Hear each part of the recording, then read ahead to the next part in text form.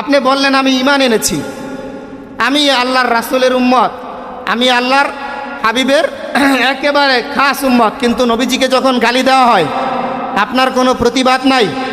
যাকাতের ব্যাপারে সংসদে বসে যখন বললাম তো চাঁদাবাজি তো বেটার আপনার জাকাতের চেয়ে, ফেতরার চেয়ে, নীলার চেয়ে বেটার।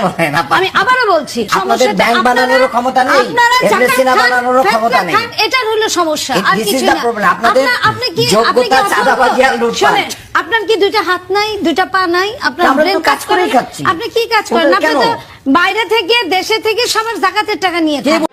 যাকাতের ব্যাপারে সংসদে বসে যখন, যাকাত হচ্ছে ইসলামের মৌলিক 5টা স্তম্ভের অন্যতম স্তম্ভ, এই স্তম্ভের ব্যাপারে যখন কোনো বেগানা মহিলা যখন বলে, কত বড় সাহস, কত বড় কলিজা! এই নারী যখন যাকাতের বিধান, কার বিধান বলেন তো? আল্লাহ পাকের বিধান। এই আল্লাহ পাকের বিধানের ব্যাপারে সংসদে বসে যখন তার এত বড় স্পর্ধা, এত বড় কলিজা, সে যখন বলে এই যে যাকাতের চাইতে চাঁদাবাজি করা ভালো, টেন্ডারবাজি করা ভালো, কত বড় সাহস! একটু চিন্তা করে দেখেন।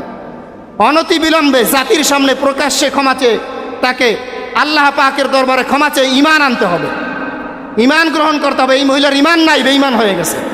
একটু চিন্তা করে দেখেন, আল্লাহ পাকের বিধানের বিরুদ্ধে কলম ধরে, কত বড় সাহস!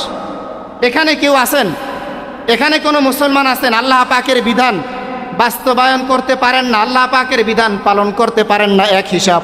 কিন্তু আল্লাহ পাকের বিধানটা ভালো লাগে না, এটার পরিবর্তে চাঁদাবাজি করা ভালো, টেন্ডারবাজি করা ভালো, এমন কথা বলার সাহস কোনো ইমানদার ব্যক্তি এখানে আছেন?